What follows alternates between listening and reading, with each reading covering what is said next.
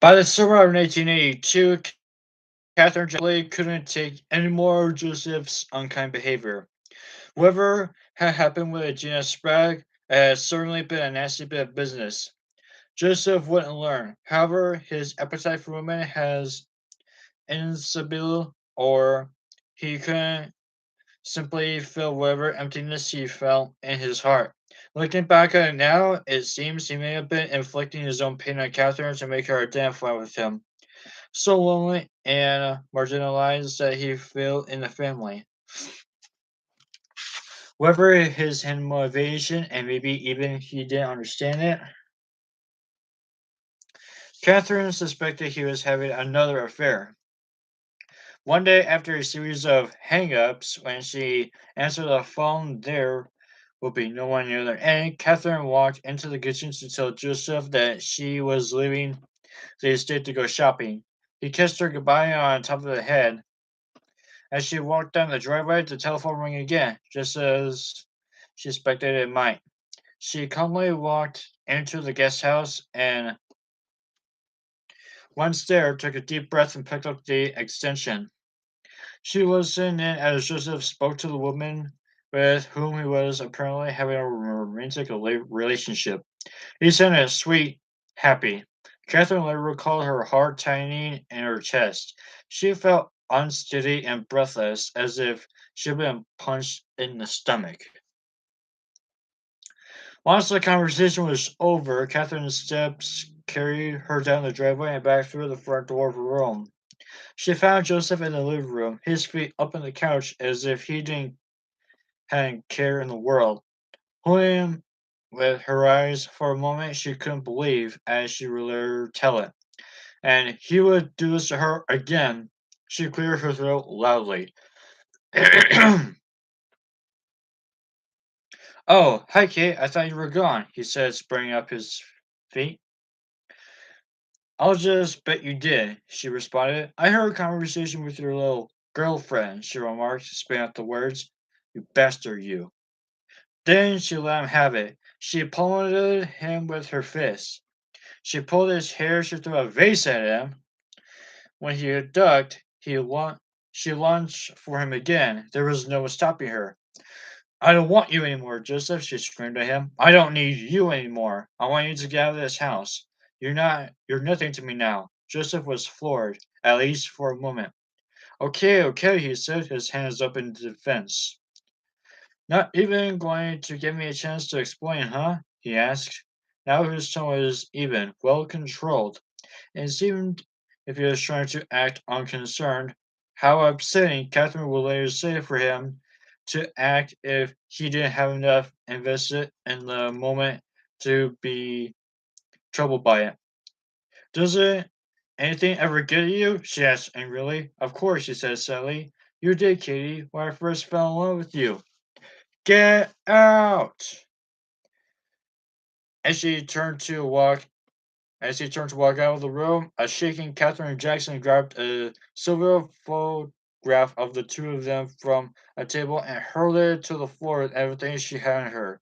She was filled with such contempt for Joseph. She didn't even know what she was doing. The glass smashed into smithereens, a fitting metaphor for her life.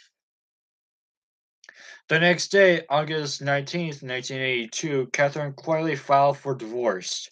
Her action got practically no coverage. She was discreet, not wanting to jeopardize the family's image with a public and violent divorce. In her petition, she said, Approximately 1 year ago, Joseph told me that we're running short of money. I asked him questions about the business, and he told me to stay out of the business.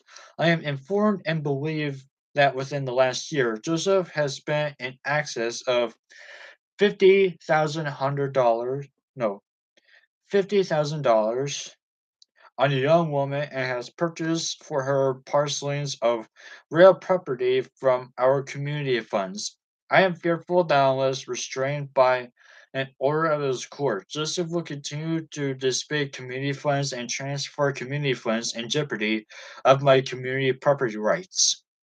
Though Catherine had only a vague idea of exactly how much community property existed, she wanted to keep Joseph from transferring or otherwise disposing of any of it. The property she was aware of included her interest in the additional home, furniture, furnishings, and other personal property, her interest in Joseph Jackson Productions, and in various bank accounts. She made a list of the rest of the community assets. A 1979 Mercedes Benz, color not indicated in legal documents. A 1971 blue gray Mercedes Benz. A 1971 white Rolls Royce. A 1978 brown Mercedes Benz. No, yeah, brown Mercedes Benz. A 1971 blue Rolls Royce. A 1974 GMC motorhome, a 1981 Toyota truck, a 1980 white Cadillac limousine, a 1978 Ford van, two boats, day cruisers with trailers, and a camp financial plan. There was only one snag in Catherine's Declaration of Independence. Jerome Howard, who would become her business manager in 1988, recalled, "She told me that after she filed for divorce, she naturally expected Joseph to move out of the house. However, he refused to leave. So, what would she do? This is my house, too," Joseph told Catherine definitely. "You're my wife. I love you, and it's going to stay that way." Bago could not remain neutral and uninvolved. "You have to kick him out," he told his mother, "or call the police, or get a restraining order, but he can't sit here just because he wants to." Catherine will not discuss the matter with Michael or any of her children. This was her cross to bear, not theirs. "This is killing me," Michael told his older sister Rebbe, according to her memory. "I will never get married. I will never trust a person in that way. I couldn't bear to go through this again." "But, Michael, this is their life, not yours," she said in her most compassionate voice. "You will live your life differently, trust me."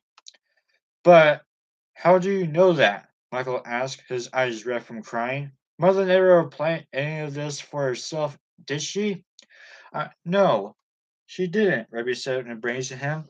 "I'm sure she didn't."